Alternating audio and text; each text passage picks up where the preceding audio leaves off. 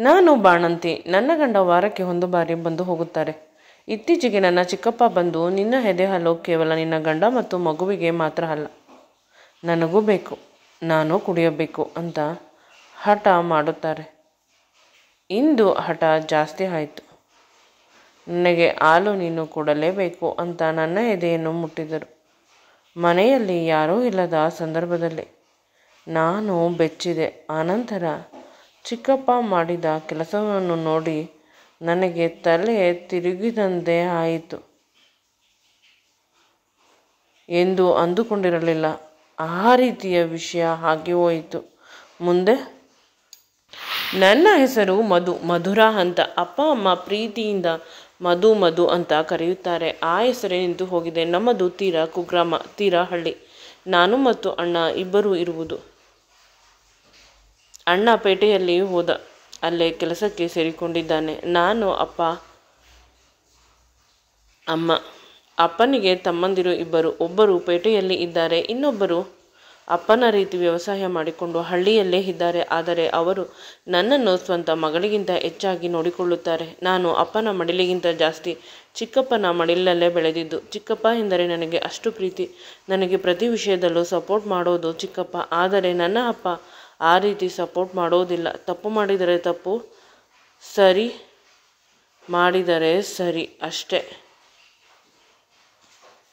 ಆದರೆ ಚಿಕ್ಕಪ್ಪನ ನಾನು ತಪ್ಪು ಮಾಡಿದರೂ ಸರಿ, ಸರಿ ಮಾಡಿದರೂ ಸರಿ, ಆ ರೀತಿ.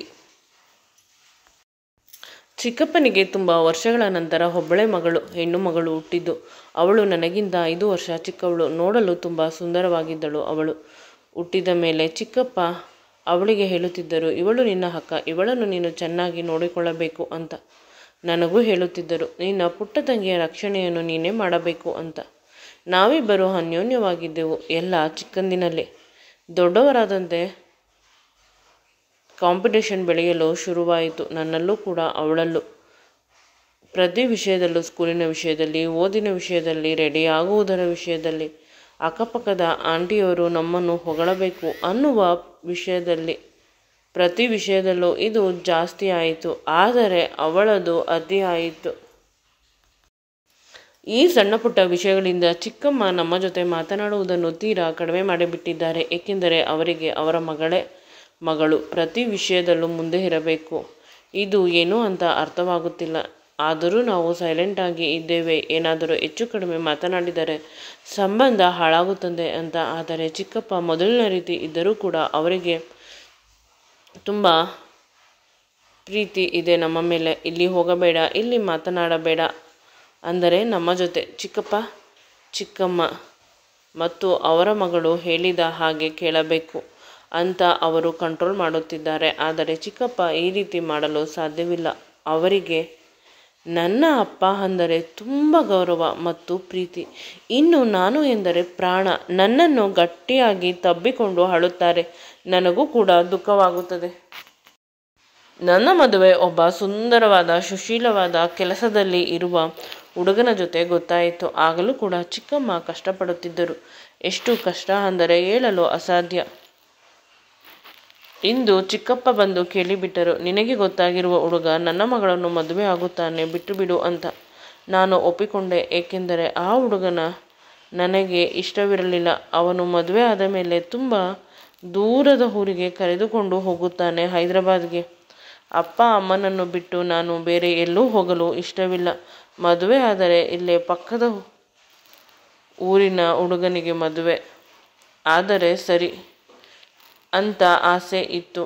ಅದೇ ರೀತಿ ನಾನು ಅಪ್ಪ ಅಮ್ಮ ಒಪ್ಪಿಕೊಂಡೆವು. ಕೇವಲ ಹುಡುಗ ಗೊತ್ತಾಗಿದ್ದು ಅಷ್ಟೇ, ಎಂಗೇಜ್ಮೆಂಟ್ ಆಗಿರಲಿಲ್ಲ. ನನಗೆ ಗೊತ್ತಾಗಿದ್ದ ಹುಡುಗ ನನ್ನ ತಂಗಿಯ ಜೊತೆ ಎಂಗೇಜ್ಮೆಂಟ್ ಮಾಡಿಕೊಂಡ. ನಂತರ ಚಿಕ್ಕಪ್ಪ ನನ್ನ ಜೊತೆ ಮಾತನಾಡುವುದನ್ನು ನಿಲ್ಲಿಸಿಬಿಟ್ಟರು. ನಾನು ಬಲವಂತವಾಗಿ ಮಾತನಾಡುತ್ತಿದ್ದೆ ಅಪ್ಪ ಅಮ್ಮನ ಜೊತೆ. ಅವರಿಗೆ ಮಾತೇ ಇಲ್ಲ. ಮಗಳ ಮದುವೆಯನ್ನು ವಿಜೃಂಭಣೆಯಿಂದ ಮಾಡಿಕೊಂಡು ನಮ್ಮನ್ನು ಕರೆದಿಲ್ಲ. ಊರಿನ ಜನ ಎಲ್ಲ ಚಿಕ್ಕಪ್ಪ ಚಿಕ್ಕಮ್ಮನನ್ನು ಬೈಯುತ್ತಿದ್ದರು. ಇವರ ಹುಡುಗಿಗೆ ಗೊತ್ತಾಗಿದ್ದ ಹುಡುಗನನ್ನು ಅವರಿಗೆ ಒಪ್ಪಿಸಿದರು. ಏಕೆಂದರೆ ಕೊನೆ ಪಕ್ಷ ನಮ್ಮ ಹಳಸಿದ ಸಂಬಂಧ ಚೆನ್ನಾಗಿರಲಿ ಅಂತ. ಆದರೆ ಇವನು ಪುನಃ ತಪ್ಪು ಕೆಲಸಗಳನ್ನು ಮಾಡುತ್ತಿದ್ದಾನೆ ಅಂತ ಅಂದುಕೊಂಡು ಊರಿನ ಜನರು ಚಿಕ್ಕಪ್ಪನ ಫ್ಯಾಮಿಲಿ ಮೇಲೆ ಮತ್ತು ಚಿಕ್ಕಪ್ಪನ ಮೇಲೆ ಅಸಡ್ಡೆ ತೋರಿಸಿದರು, ಏಕೆಂದರೆ ಚಿಕ್ಕಪ್ಪ ಅದೇ ರೀತಿ ಮಾಡುತ್ತಿದ್ದರು. ಈ ಬಂಧಗಳ ಮಧ್ಯೆ ನನ್ನ ಮತ್ತು ಚಿಕ್ಕಪ್ಪನ ಸಂಬಂಧ ಕಳೆದು ಹೋಯಿತು. ನಾನು ಅಳುತ್ತಾ ಕುಳಿತಿರುತ್ತಿದ್ದೆ. ಆಗ ನನ್ನ ಅಮ್ಮ ಅವರ ಅಣ್ಣನ ಮಗನ ಜೊತೆ ನನ್ನ ಮದುವೆಯನ್ನು ನಿಶ್ಚಯ ಮಾಡಿದರು. ವಾರದಲ್ಲೇ ಊರಿನ ದೇವಸ್ಥಾನದಲ್ಲಿ ನನ್ನ ಮತ್ತು ಮಾವನ ಮಗ ರಾಜುವಿಗೆ ಮದುವೆ ಆಯಿತು. ರಾಜು ತುಂಬ ಒಳ್ಳೆಯವನು, ಪೇಟೆಯಲ್ಲಿ ಕೆಲಸದಲ್ಲಿ ಇದ್ದಾನೆ. ಅವನಿಗೆ ನಾನು ಅತ್ತೆ ಮನೆಗೆ ಹೋಗಬೇಕು ಅಂದರೆ ಅವರ ಮನೆಗೆ ಹೋಗಬೇಕು ಅಂತ ಏನೂ ಇಲ್ಲ. ಇಲ್ಲೇ ಅಮ್ಮನ ಜೊತೆ ಇದ್ದರೂ ಸಾಕು, ಏಕೆಂದರೆ ಇದು ಜಾಯಿಂಟ್ ಫ್ಯಾಮಿಲಿ. ಅವನಿಗೆ 3 ಜನ ಅಣ್ಣಂದಿರು, 2 ತಂಗಿಯರು ಇದ್ದಾರೆ. ಮನೆ ದೊಡ್ಡದಾದರೂ ಕೂಡ ಸಾಲುವುದಿಲ್ಲ. ಅಲ್ಲಿ ನಿನಗೆ ಸುಮ್ಮನೆ ಟೆನ್ಷನ್, ಕೆಲಸ ಜಾಸ್ತಿ ಮಾಡಿಸುತ್ತಾರೆ. ಒಮ್ಮೊಮ್ಮೆ ಅತ್ತೆ ಬೈಯುತ್ತಿರುತ್ತಾರೆ. ಆದರೆ ಮಾವ ತಂಗಿಯ ಮಗಳಲ್ಲವೇ, ನನಗೆ ಸಪೋರ್ಟ್ ಮಾಡುತ್ತಿದ್ದರು. ಅವಳ ಗಂಡ ಇಲ್ಲಿ ಇರುವುದಿಲ್ಲ, ಅವಳು ಇಲ್ಲಿ ಇದ್ದು ನಿಮಗೆ ಕೆಲಸ ಮಾಡಿಕೊಂಡು ಇರಲ್ಲ, ಬೇಡ, ಅವರ ಅಮ್ಮನ ಮನೆಯಲ್ಲಿ ಆರಾಮವಾಗಿ ಇರಲಿ, ನನ್ನ ತಂಗಿಯ ಮಗಳು ಅಂತ ಹೇಳುತ್ತಿದ್ದರು. ಈ ಮಧ್ಯೆ ರಾಜು ನನ್ನನ್ನು ಹೊರಗಡೆ ಟ್ರಿಪ್ಗಳಿಗೆ ಅಲ್ಲಲ್ಲೇ ಕರೆದುಕೊಂಡು ಹೋಗುತ್ತಿದ್ದರು. ತುಂಬ ಚೆನ್ನಾಗಿ ನೋಡಿಕೊಳ್ಳುತ್ತಿದ್ದರು. ನನ್ನನ್ನು ತುಂಬ ಪ್ರೀತಿ ಮಾಡುತ್ತಿದ್ದರು. ಅವರ ಪ್ರೀತಿಯಲ್ಲಿ ನಾನು ಚಿಕ್ಕಪ್ಪ ಅನ್ನುವವರು ಒಬ್ಬರು ಇದ್ದರು ಅನ್ನುವುದನ್ನು ಮರೆತು ಬಿಟ್ಟಿದ್ದೆ, ಏಕೆಂದರೆ ನನ್ನ ಅಸ್ತಿತ್ವ ಚಿಕ್ಕಪ್ಪ ಆಗಿತ್ತು. ಆದರೆ ಈಗ ನನ್ನ ಅಸ್ತಿತ್ವ ರಾಜು. ನನ್ನನ್ನು ಪ್ರೀತಿಯ ಸಮುದ್ರದಲ್ಲಿ ತೇಲಿಸುತ್ತಾರೆ. ಹೂವಿನ ರಾಶಿಯನ್ನು ನನ್ನ ಮೇಲೆ ಸುರಿಯುತ್ತಾರೆ. ರಾಜು ತುಂಬ ಒಳ್ಳೆಯವನು. ಅವನ ಜೊತೆ ನಾನು ಸುಂದರವಾದ ಬದುಕನ್ನು ಬದುಕುತ್ತಿದ್ದೇನೆ. ಅವನು ಮಿಡ್ಲ್ ಕ್ಲಾಸ್ ಆದರೂ ಕೂಡ ಯಾವುದೇ ರೀತಿ ತೊಂದರೆ ಇಲ್ಲ, ನೆಮ್ಮದಿ ಬದುಕನ್ನು ಸಾಗಿಸುತ್ತಾ ಇದ್ದಾರೆ ಅಂತ ಅವಳು ಅಂದುಕೊಳ್ಳುತ್ತಾಳೆ. ಚಿಕ್ಕಪ್ಪ ಮಾಡಿದ್ದು ಸರಿ. ಚಿಕ್ಕಪ್ಪ ಇಲ್ಲದಿದ್ದರೆ ನನ್ನ ಮತ್ತು ರಾಜುನ ಮದುವೆ ಆಗುತ್ತಿರಲಿಲ್ಲ. ಈ ಮಧ್ಯೆ ನಾನು ಪ್ರೆಗ್ನೆಂಟ್ ಆದೆ. ರಾಜು ನನ್ನನ್ನು ತುಂಬ ಪ್ರೀತಿಯಿಂದ ನೋಡಿಕೊಂಡರು. ಮನೆಯವರು ಕೂಡ. ಅಣ್ಣ ಕೂಡ ಊರಿನಿಂದ ಬಂದುಬಿಟ್ಟ. ನನ್ನನ್ನು ಎಲ್ಲರೂ ಅಂಗೈಯಲ್ಲಿ ಹಿಡಿದುಕೊಂಡು ನೋಡಿಕೊಳ್ಳುತ್ತಿದ್ದರು. ರಾಜು ಮಾತ್ರ ಪ್ರತಿದಿನ ನನಗೆ ರಾತ್ರಿ ಕಾಲು ಮಸಾಜ್ ಮಾಡುವುದು, ಕೈ ಮಸಾಜ್ ಮಾಡುವುದು, ಇವೆಲ್ಲವನ್ನು ಮಾಡುತ್ತಿದ್ದ. ನನಗೆ ತಿಂಗಳು ಇನ್ನೇನು ತುಂಬುತ್ತದೆ ಅನ್ನಬೇಕಾದರೆ ಅವನು ಸ್ವಲ್ಪ ದಿನ ರಜೆ ಹಾಕಿ ಬಂದು ನನ್ನ ಸೇವೆ ಎಷ್ಟು ಮಾಡಲು ಸಾಧ್ಯ ಅಷ್ಟು ಮಾಡುತ್ತಿದ್ದ. ಅತ್ತೆ ಮತ್ತು ಮಾವ ಬಂದು ಅವರು ಕೂಡ ಅವರ ಕೈಲಾದಷ್ಟು ಕೆಲಸ ಮಾಡುತ್ತಿದ್ದರು. ಅಂದರೆ ನನ್ನ ಹಾರೈಕೆ. ಬದುಕಿನಲ್ಲಿ ಎಲ್ಲ ಸುಂದರವಾಗಿದೆ, ಆದರೆ ಚಿಕ್ಕಪ್ಪ ಅನ್ನುವವರು ಒಬ್ಬರು ಇಲ್ಲ ಅನ್ನುವ ಕೊರಗು ಯಾವಾಗಲೂ ಇರುತ್ತದೆ. ಡೆಲಿವರಿ ಲೇಟ್ ಆಗುತ್ತಿತ್ತು. ಪ್ರತಿಯೊಬ್ಬರೂ ಬೇಸರ ಮಾಡಿಕೊಂಡರು, ಏನೋ ಸಮಸ್ಯೆ ಆಗಿದೆ ಅಂತ. ಚಿಕ್ಕಪ್ಪನಿಗೆ ಯಾರೋ ಹೇಳಿದರೂ ಗೊತ್ತಿಲ್ಲ.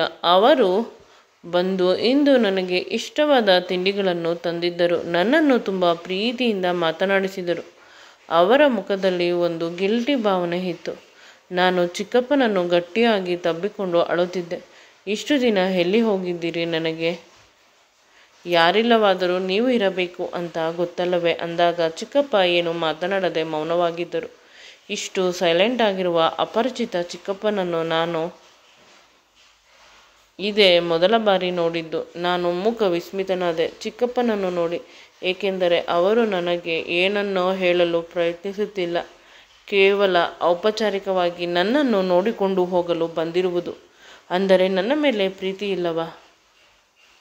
ನಾನೇ ಅಷ್ಟೊಂದು ಆ ಮನುಷ್ಯನನ್ನು ನಂಬುತ್ತಿದ್ದೀನ ಅಂತ ಅಂದುಕೊಂಡೆ. ಆದರೂ ಕೂಡ ಚಿಕ್ಕಪ್ಪನನ್ನು ನೋಡಿದ ಖುಷಿ ಸ್ವಲ್ಪ ಇತ್ತು. ಆ ಖುಷಿಯಲ್ಲೇ ಅಂದು ಸಂಜೆ ಡೆಲಿವರಿ ಆಗಿಬಿಟ್ಟಿತು. ಮುದ್ದಾದ ಹೆಣ್ಣು ಮಗು ಹುಟ್ಟಿತು. ಮಗು ಹುಟ್ಟಿದ ಕಾಲ್ಗುಣದಲ್ಲಿ ನನ್ನ ಗಂಡನಿಗೆ ಕೆಲಸದಲ್ಲಿ ಪ್ರಮೋಷನ್ ಆಯಿತು. ಬಾಣಂತನ ಆದ ಮೇಲೆ ನಾನು ಕೂಡ ನನ್ನ ಗಂಡನ ಜೊತೆ ಸಿಟಿಗೆ ಹೋಗಿ ವಾಸವಾಗಿರುವುದು. ನನ್ನ ತಂಗಿಯ ಬಗ್ಗೆ ಇನ್ನೂ ಕೂಡ ಸರಿಯಾಗಿ ತಿಳಿದಿಲ್ಲ. ಆದರೆ ಅವಳು ಚೆನ್ನಾಗಿಲ್ಲ. ಗಂಡನ ಮನೆಯಲ್ಲಿ ಅವಳಿಗೆ ತುಂಬ ಕಷ್ಟ ಅಂತ ಹೇಳುತ್ತಿದ್ದರು. ದುಡ್ಡು ಇರಬಹುದು, ಆದರೆ ಪ್ರೀತಿ ವಿಶ್ವಾಸ ಇಲ್ಲವಂತೆ. ಕೇವಲ ಇವಳನ್ನು ಮನೆಯಲ್ಲಿ ದುಡಿಯುವ ಯಂತ್ರದಂತೆ ಅವರೆಲ್ಲ ನೋಡಿಕೊಳ್ಳುತ್ತಿದ್ದಾರೆ ಅಂತ ಹೇಳುತ್ತಿದ್ದರು. ಅದನ್ನು ಕೇಳಿ ನಾನು ಆ ಸಂಬಂಧದಿಂದ ಪಾರಾಗಿ ಒಳ್ಳೆಯದೇ ಆದೆನೋ ಅಂತ ಅನಿಸಿತು. ಇಂದು ಅಮ್ಮ ಅಪ್ಪ ಅವರ ದೂರದ ಸಂಬಂಧಿಯ ಮಗಳಿಗೆ ಮದುವೆಗೆ ಹೋಗಿದ್ದಾರೆ. ನಾನು ಮತ್ತು ನನ್ನ ಮಗಳು ಇಬ್ಬರೇ ಇರುವುದು. ಪಕ್ಕದ ಮನೆಯ ಅಜ್ಜಿಗೆ ಅಮ್ಮ ಹೇಳಿ ಹೋಗಿದ್ದರು, ಏನಾದರೂ ಬೇಕಾದರೆ ನಮ್ಮ ಮಗಳಿಗೆ ಕೊಡಿ ಅಂತ. ಏಕೆಂದರೆ ಈಗ ನನ್ನ ಮಗುವಿಗೆ 6 ತಿಂಗಳ ಬಾಣಂತಿ. ಪರವಾಗಿಲ್ಲ, ಎಲ್ಲವನ್ನು ಮಾಡುತ್ತೇನೆ, ಎಲ್ಲ ಕೆಲಸ ಮಾಡಲು ಪ್ರಯತ್ನಿಸುತ್ತೇನೆ. ಆದರೂ ಅಮ್ಮ ಬಿಡುತ್ತಿರಲಿಲ್ಲ. ಆಗ ತಾನೇ ನನ್ನ ಗಂಡನ ಜೊತೆ ತುಂಬ ಪ್ರೀತಿಯಿಂದ ಮಾತನಾಡಿ ಫೋನನ್ನು ಇಡುತ್ತಿದ್ದೆ. ಕಾಲಿಂಗ್ ಬೆಲ್ ಆಯಿತು. ನನ್ನ ಗಂಡ ಬಂದು ಬಿಟ್ಟಿನ ಫೋನಿನಲ್ಲಿ ಮಾತನಾಡಿಕೊಂಡು ಅಂತ ಹೋಗಿ ನೋಡಿದರೆ ನನ್ನ ಚಿಕ್ಕಪ್ಪ ನನ್ನನ್ನು ಬಂದು ಹಿಡಿದುಕೊಂಡರು. ನನ್ನ ಮಗುವನ್ನು ಎತ್ತಿ ಮುದ್ದಿಸಿದರು. ಇದೇ ಮೊದಲ ಬಾರಿ ಅವರು ಬಂದು ಈ ರೀತಿ ಮಾಡಿದ್ದು. ನನಗೆ ಆಶ್ಚರ್ಯವಾಗುತ್ತಿದೆ. ನಂತರ ಚಿಕ್ಕಪ್ಪ ನಿಧಾನವಾಗಿ ಹೇಳುತ್ತಾರೆ, ನನಗೆ ನಿನ್ನ ಎದೆ ಹಾಲು ಬೇಕು ಅಂತ. ನಾನು, ಚಿಕ್ಕಪ್ಪ ಏನು ಮಾತನಾಡುತ್ತಿದ್ದೀರಾ ನೀವು? ನನ್ನ ಅಪ್ಪನ ರೀತಿ. ನಿಮಗೆ ನನ್ನ ಎದೆ ಹಾಲು ನಾನು ಕೊಡುವುದಿಲ್ಲ ಅಂತ ಹೇಳಿದೆ. ಅದಕ್ಕೆ ಅವರು ಎದೆ ಹಾಲು ಅಂತ ತುಂಬ ಗಲಾಟೆ ಮಾಡುತ್ತಿದ್ದಾರೆ. ನನಗೆ ಅರ್ಥವಾಗುತ್ತಿಲ್ಲ. ನನ್ನ ಸ್ವಂತ ಚಿಕ್ಕಪ್ಪ ನನ್ನನ್ನು ಕೆಟ್ಟ ರೀತಿ ನೋಡುತ್ತಾರೆ ಅಂತ ಊರಿನ ಜನ ಹೇಳಿದ್ದರು. ಅವರಿಗೆ ಅಕ್ರಮ ಸಂಬಂಧಗಳು ತುಂಬ ಇದೆ ಅಂತ ನಾನು ನಂಬಿರಲಿಲ್ಲ. ಈಗ ಅದೆಲ್ಲ ನಿಜವಾಗುತ್ತಿದೆ. ಚಿಕ್ಕಪ್ಪನನ್ನು ದೂರ ತಳ್ಳಿದೆ. ನನ್ನ ಮಗು ಜೋರಾಗಿ ಅಳುತ್ತಿದೆ. ಚಿಕ್ಕಪ್ಪ, ನಾನು ನಿಮ್ಮ ಮಗಳ ರೀತಿ. ಅದಕ್ಕೆ ಬಂದು ನಿನ್ನ ಎದೆ ಹಾಲು ನಾನು ಕೇಳುತ್ತಿರುವುದು. ನಿನ್ನನ್ನು ಅಷ್ಟು ಚೆನ್ನಾಗಿ ನೋಡಿಕೊಂಡಿದ್ದೇನೆ, ನೀನು ನನಗೆ ಎದೆ ಹಾಲು ಕೊಡುವುದಿಲ್ಲವೇ ಅಂತ. ಚಿಕ್ಕಪ್ಪ ನನ್ನ ಹತ್ತಿರ ಬಂದು ನನ್ನ ಎದೆಗಳನ್ನು ಅವರ ಕೈಗಳಿಂದ ಮುಟ್ಟಲು ಪ್ರಯತ್ನಿಸುತ್ತಿದ್ದಾರೆ. ನನಗೆ ನಿಜವಾಗಲೂ ಕಷ್ಟವಾಗುತ್ತಿದೆ. ಬೇರೆಯವರು ಆಗಿದ್ದರೆ ಚೆನ್ನಾಗಿ ಹೊಡೆದು ಹೊರಗೆ ಓಡಿ ಹೋಗುತ್ತಿದ್ದೆ. ಈಗ ಸ್ವಂತ ಚಿಕ್ಕಪ್ಪ ಏನು ಮಾಡಲಿ? ಪುನಃ ನನ್ನ ಬಟ್ಟೆಯನ್ನು ಹಿಡಿದು ಎಳೆದು ನನ್ನನ್ನು ಗಟ್ಟಿಯಾಗಿ ಹಿಡಿದುಕೊಂಡರು. ನೀನು ನನಗೆ ಇಂದು ಎದೆ ಹಾಲನ್ನು ಕೊಡಲೇಬೇಕು. ಕೇವಲ ನಿನ್ನ ಮಗುವಿಗೆ ಕೊಟ್ಟರೆ ಸಾಲದು. ನನಗೂ ನಿನ್ನ ಎದೆ ಹಾಲು ಬೇಕು. ನಿನ್ನ ಗಂಡ ಪ್ರತಿದಿನ ಕುಡಿದು ಹೋಗುವುದಿಲ್ಲವೇ? ನನಗೂ ಬೇಕು ಅಂತ ಈ ರೀತಿ ತಲೆ ಇಲ್ಲದವರ ರೀತಿ ಮಾತನಾಡುತ್ತಿದ್ದಾರೆ. ನನ್ನನ್ನು ವಿಚಿತ್ರವಾಗಿ ಮುಟ್ಟುತ್ತಿದ್ದಾರೆ. ಇಂದು ಏನಾದರೂ ಮಾಡಿಬಿಡುತ್ತಾರೆ ನನಗೆ ಅಂತ ಭಯವಾಗಲು ಶುರುವಾಯಿತು. ಸಂಪೂರ್ಣವಾಗಿ ಬೆವತು ಕೆಳಗೆ ಕುಸಿದು ಹೋದೆ. ನಾನು ಮನಸ್ಸು ಹೊಡೆದು ಹೋಯಿತು ಚಿಕ್ಕಪ್ಪ ಮಾಡಿದ ಕೆಲಸದಿಂದ. ಆಗ ಬಂದು ನನ್ನನ್ನು ಗಟ್ಟಿಯಾಗಿ ಹಿಡಿದುಕೊಂಡು ಹೇಳುತ್ತಾರೆ, ನನ್ನ ಮಗಳು ಕಷ್ಟದಲ್ಲಿ ಇದ್ದಾಳೆ. ಅವಳಿಗೆ ಗಂಡು ಮಗುವಾಗಿದೆ. ಎದೆ ಹಾಲು ಇಲ್ಲ. ಮಗು ದಿನದಿಂದ ದಿನಕ್ಕೆ ಕೃಶವಾಗುತ್ತಿದೆ. ಅವಳ ಗಂಡ ಮಗುವನ್ನು ಚೆನ್ನಾಗಿ ಮಾಡಿಕೊಂಡು ಬಂದರೆ ಮಾತ್ರ ನಿನಗೆ ಮನೆಯಲ್ಲಿ ಜಾಗ, ಇಲ್ಲವಾದರೆ ಇಲ್ಲ ಅಂತ ತುಂಬ ಕಷ್ಟ ಕೊಡುತ್ತಿದ್ದಾರೆ. ಡಾಕ್ಟರ್ ಬಳಿ ಕರೆದುಕೊಂಡು ಹೋದರೂ ಕೂಡ ಅವರು ಕೊಡುವ ರೆಡಿಮೇಡ್ ಫುಡ್ಡಲ್ಲಿ ಮಗುವಿಗೆ ಬೇಕಾದ ಪೋಷಕಾಂಶ ಸರಿಯಾಗಿ ಸಿಗುತ್ತಿಲ್ಲವೇನೋ. ಅದು 10 ಸಣ್ಣ ಆಗಿಬಿಟ್ಟಿದೆ. ಅದಕ್ಕೆ ಎದೆ ಹಾಲು ಬೇಕು. ನಿನಗೆ ಜಾಸ್ತಿ ಎದೆ ಹಾಲು ಬರುತ್ತದೆಯಂತೆ. ಪ್ಲೀಸ್ ನನ್ನ ಮಗುವಿಗೂ ನಿನ್ನ ಎದೆ ಹಾಲು ಕೊಡು ಅಂತ ಅವರು ಹೇಳಿದಾಗ ಇವಳಿಗೆ ತಲೆ ತಿಮ್ಮಂತ ಅನಿಸಿತು. ಅದಕ್ಕೆ ಇವರು ಎದೆ ಹಾಲು ಅಂತ ಕೇಳುತ್ತಾ ಇದ್ದಿದ್ದು. ನಾನು ನೋಡಿದರೆ ಚಿಕ್ಕಪ್ಪ ನನ್ನನ್ನು ಹಾಳು ಮಾಡಿಬಿಡುತ್ತಾರೆ ಅಂತ ಅಂದುಕೊಂಡೆ. ಅಷ್ಟೇ ತಾನೇ ಚಿಕ್ಕಪ್ಪ, ಮಗುವನ್ನು ಕರೆದುಕೊಂಡು ಬನ್ನಿ. ಎದೆ ಹಾಲು ಕರೆದುಕೊಟ್ಟರೆ ಅದು ಹೇಗೆ ಕುಡಿಯುತ್ತದೆ ಅಂತ ಹೇಳಿದಾಗ ಅರ್ಧ ಗಂಟೆಯಲ್ಲಿ ಚಿಕ್ಕಪ್ಪ ಮಗುವನ್ನು ಮನೆಗೆ ಕರೆದುಕೊಂಡು ಬಂದರು. ಮಗುವಿಗೆ ಎದೆ ಹಾಲನ್ನು ಕುಡಿಸಿದೆ. ಅದು ನೆಮ್ಮದಿಯಾಗಿ ನಿದ್ರೆ ಮಾಡಿತು. ಅಷ್ಟರಲ್ಲಿ ಅಪ್ಪ ಅಮ್ಮ ಎಲ್ಲರೂ ಬಂದರು. ನಾನು ನಡೆದ ವಿಷಯವನ್ನು ತುಂಬ ಸಿಂಪಲ್ ಆಗಿ ಹೇಳಿದೆ, ಚಿಕ್ಕಪ್ಪನ ನಡತೆಗೆ ತೊಂದರೆ ಬರದಂತೆ. ಆಗ ಮನೆಯವರು ಸಮಾಧಾನ ಪಟ್ಟುಕೊಂಡರು. ನಂತರ ಅಪ್ಪ ಹೇಳಿದರು, ನೀನು ನಿನ್ನ ಹೆಂಡತಿ, ನಿನ್ನ ಮೊಮ್ಮಗು ಬಾಣಂತನ ಮುಗಿಯುವವರೆಗೂ ಇಲ್ಲೇ ಇದ್ದು ಬಂದುಬಿಡಿ. ನನ್ನ ಮಗಳ ಎದೆ ಹಾಲನ್ನು ಕುಡಿಯುತ್ತದೆ ಮಗು. ನನ್ನ ಹೆಂಡತಿ ಚೆನ್ನಾಗಿ ಆರೈಕೆ ಮಾಡುತ್ತಾಳೆ ನಿನ್ನ ಮಗಳಿಗೆ. ಆಗ ಅವಳು ಕೂಡ ಚೆನ್ನಾಗಿ ಎದೆ ಹಾಲು ಕುಡಿಸಬಹುದು. ನಿನ್ನ ಬೀಗರು ಮತ್ತು ಅಳಿಯನ ಜೊತೆ ನಾನು ಮಾತನಾಡುತ್ತೇನೆ. ನನ್ನ ಜೊತೆ ನಿನಗೆ ಕಾಂಟ್ಯಾಕ್ಟ್ ಇಲ್ಲ ಅನ್ನೋದನ್ನು ತಿಳಿದು ಅವರು ಇಷ್ಟೊಂದು ಬಾಲ ಬಿಚ್ಚುತ್ತಾ ಇರುವುದು.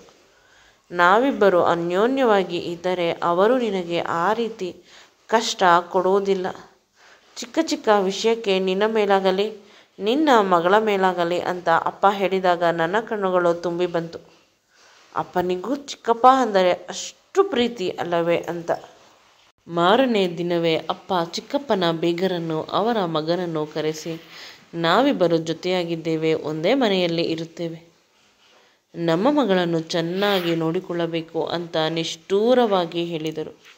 ಏನಾದರೂ ಬಾಣಂತನ ಆದ ಮೇಲೆ ನಮ್ಮ ಮಗು ನಿಮ್ಮ ಮನೆಗೆ ಬಂದಾಗ ನೀವುಗಳು ಕಷ್ಟ ಕೊಡುವುದು ಏನಾದರೂ ತಿಳಿದರೆ ನಾನಂತೂ ಸುಮ್ಮನೆ ನಿಮ್ಮನ್ನು ಬಿಡುವುದಿಲ್ಲ, ನನ್ನ ತಮ್ಮ ಬಿಟ್ಟರು ಅಂತ ಹೇಳಿದಾಗ ಅವರೆಲ್ಲ ಸ್ವಲ್ಪ ಮಂಕಾದರು. ಅವರಿಗೆ ಚಿಕ್ಕಪ್ಪ ಅಮಾಯಕ ಅಂತ ತಿಳಿದು ಅವರನ್ನು ಯಾಮಾರಿಸಿ ಏನು ಬೇಕಾದರೂ ಮಾಡಬಹುದು ಅಂತ ಇದ್ದರು. ಈಗ ಅಪ್ಪ ತುಂಬ ಸ್ಟ್ರಾಂಗ್ ಇರುವುದರಿಂದ ಅವರೆಲ್ಲ ಅಪ್ಪನಿಗೆ ತಲೆಬಾಗಲೇಬೇಕಾಯಿತು. ಅವರೆಲ್ಲ ಚಿಕ್ಕಪ್ಪ ಮತ್ತು ಅವರ ಮಗಳ ಬಳಿ ಕ್ಷಮೆ ಕೇಳಿ ಅವರ ಊರಿಗೆ ಅವರು ಹೋದರು. ಮಗುವಿನ ನಾಮಕರಣ ಆದ ಮೇಲೆ ಕರೆದುಕೊಂಡು ಹೋಗುತ್ತೇವೆ ಅಂತ ಹೇಳಿ. ಇದೆಲ್ಲ ನೋಡಿ ಚಿಕ್ಕಪ್ಪ ಚಿಕ್ಕಮ್ಮ ಅಪ್ಪನ ಕಾಲಿಗೆ ಬಿದ್ದು ನಮಸ್ಕಾರ ಮಾಡಿದರು. ನಾನು ಜೀವನದಲ್ಲಿ ಮಾಡಿದ ಒಂದು ತಪ್ಪಿನಿಂದ ನನ್ನ ಮಗಳಿಗೆ ತೊಂದರೆ ಆಯಿತು, ನಮ್ಮನ್ನು ಕ್ಷಮಿಸಿ ಅಂತ ಪುನಃ ಚಿಕ್ಕಪ್ಪ ಮತ್ತು ಚಿಕ್ಕಮ್ಮ ಅಪ್ಪನ ಮತ್ತು ಅಮ್ಮನ ಕಾಲಿಗೆ ಬಿದ್ದು ಕ್ಷಮೆ ಕೇಳಿದರು. ಅಂದಿನಿಂದ ನಾವೆಲ್ಲ ಅನ್ಯೋನ್ಯವಾಗಿ ಒಟ್ಟಿಗೆ ಇದ್ದೇವೆ. 9 ತಿಂಗಳು ಆದ ಮೇಲೆ ಚಿಕ್ಕಪ್ಪನ ಮಗಳನ್ನು ಅವಳ ಗಂಡನ ಜೊತೆ ಅವರ ಊರಿಗೆ ಕಳುಹಿಸಿದರು. ಈಗ ಮೊದಲಿಗಿಂತ ಜಾಸ್ತಿ ನಮ್ಮ ಮನೆಯಲ್ಲಿ ಖುಷಿ ಇದೆ, ನೆಮ್ಮದಿ ಇದೆ. ಮುಂದೆ ಈ ವಿಡಿಯೋ ನಿಮಗೆ ಇಷ್ಟವಾಗಿದ್ದಲ್ಲಿ ನನ್ನ ಚಾನಲನ್ನು ಲೈಕ್ ಮಾಡಿ, ಶೇರ್ ಮಾಡಿ ಮತ್ತು ಸಬ್ಸ್ಕ್ರೈಬ್ ಮಾಡಿ. Thanks for watching and keep supporting me always.